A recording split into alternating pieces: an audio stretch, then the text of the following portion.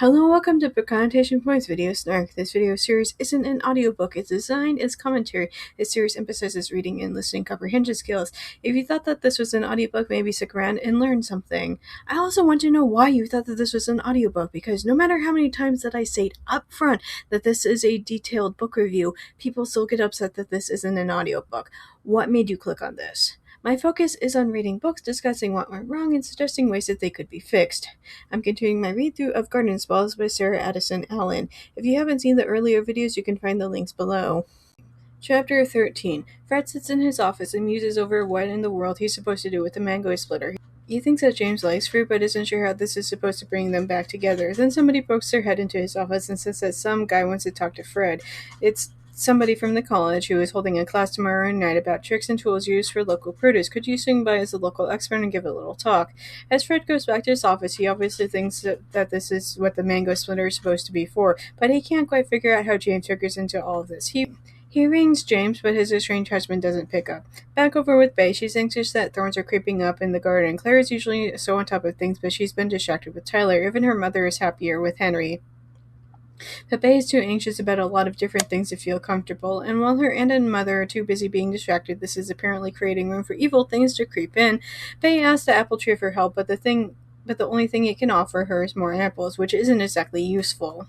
We then jump over to Emma. Ariel plans to take the boys to Disney World, which would give Emma and Hunter John a chance for the romantic getaway of their own in Florida. On their way out of town to buy a new bikini for Emma, they stop to get gas. As Emma is pumping gas, a random man walks up and asks if they've heard of Cindy Watkins, which is the phony name that Sydney had given him. He then shows them a photo of Sydney's mother, the one she left behind. Emma and Ariel are able to identify her as Lorelai Waverly. Then they identify Sydney in the second photo that he shows. Ariel wastes no time in throwing both Lorelai and Sydney under the bus, exclaiming that they're both horrible people. However, Emma seems a little alarmed when the strange man asks if Sydney has a child with her, and Ariel simply tells this absolute stranger about this little girl. As soon as the man is gone, Emma goes inside under the guise of paying for the gas. However, she instead asks if they've got a payphone, apparently not wanting to use her actual cell phone to make the call. But I enjoy about how even though Emma doesn't like Sydney much, that doesn't mean that she wants for some creepy stranger to know where she and her child are. Heavy emphasis on the literal 5-year-old Bay.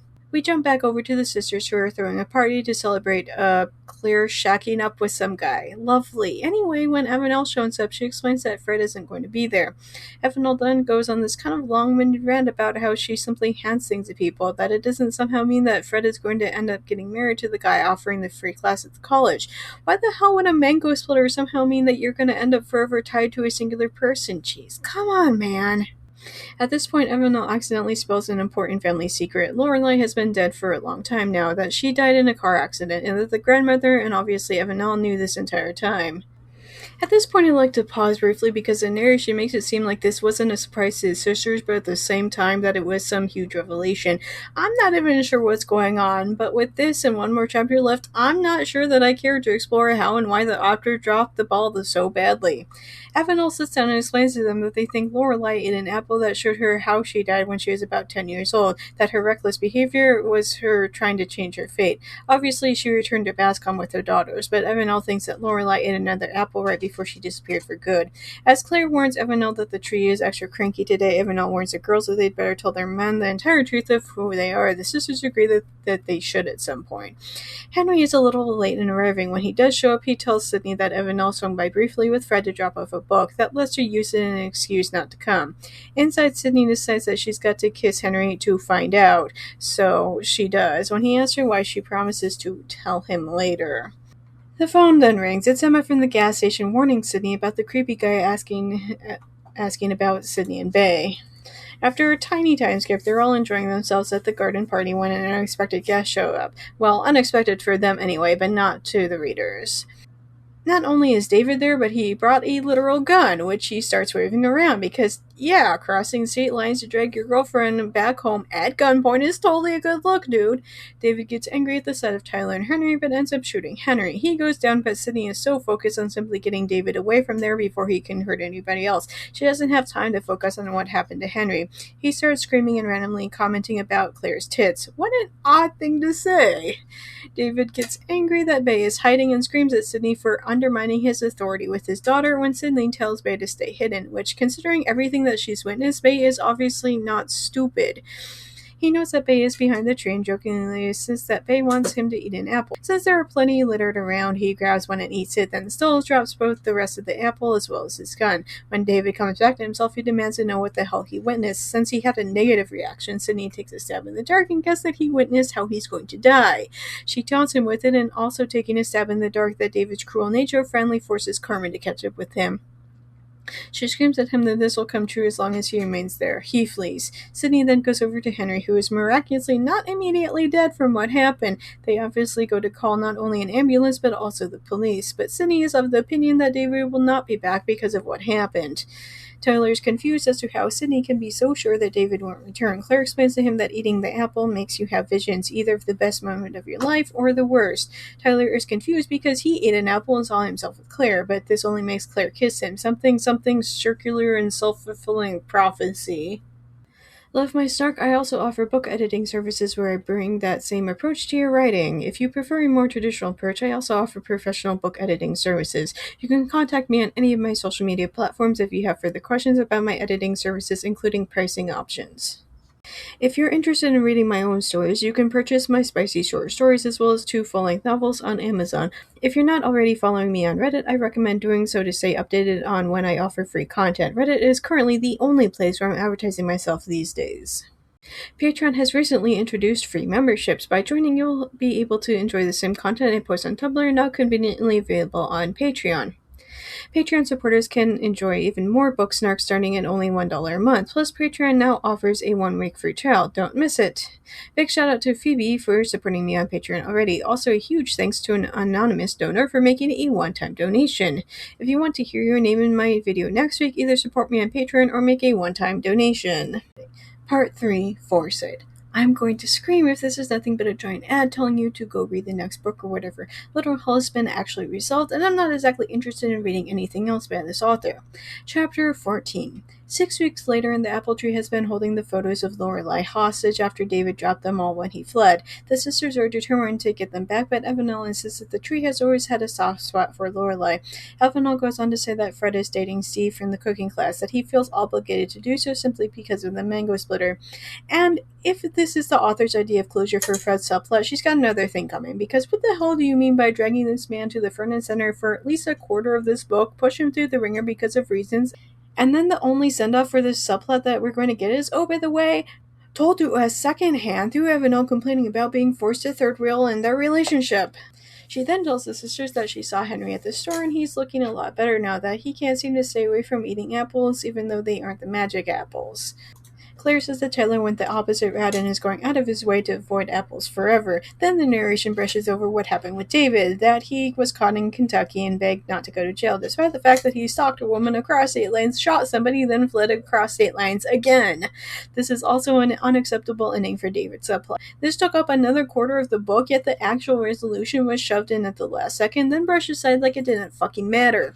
I'd honestly rather have this book end with chapter 13 than to see an epilogue like this. This is garbage! Bay muses about her father for a little bit, expressing about how much he'd forgotten about him even in such a short amount of time. Like, bro, she's 5, not 1. She's also a human and not a kitten. Why would you forget after only a few months? It makes 0 sense. Anyway, Evanel brought by some baby's breast seeds intent for both sisters. They try to figure out why, though. Is it for Claire, who is engaged to Tyler, or is it for Sydney, who they fully expect to live with Henry? When they bring up the baby part of the baby's breath, Claire confesses that she's pregnant.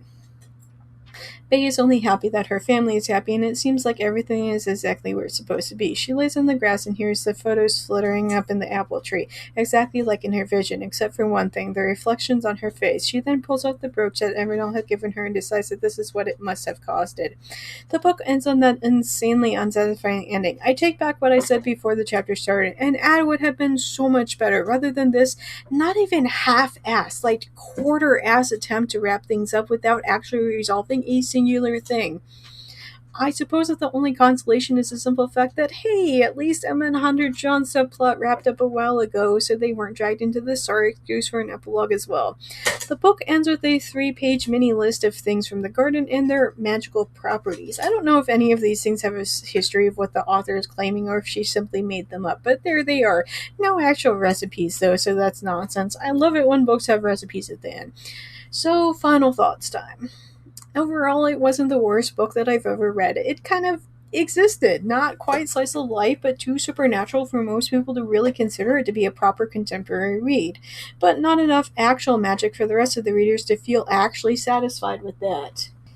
This book wanted so badly to be practical magic, but somehow failed to miss the grand finale that made practical magic so good. In the end, David showed up exactly as we all kind of predicted that he would, and then he shot Henry in bounds. And as I mentioned earlier, the conclusion of his plot was wrapped up within a singular paragraph, then brushed under the rug. This isn't satisfying in any way, and I don't know why the author thought that she could get away with this. This book promised us the story of the Waverley sisters. When you stop to include Bay and Evanel in it, that's already 4 different stories that this is dealing with. But the problem is that for some unholy reason, rather than to actually focus on Sydney's and Henry's love story or Claire and Tyler's story, it bounced around, added in characters like Emma and Fred, and failed to actually tell anybody's story in a way that was even remotely satisfying. Mainly, it was this fine line of realistic stuff that would happen and the kind of satisfying ending that makes books so wonderful.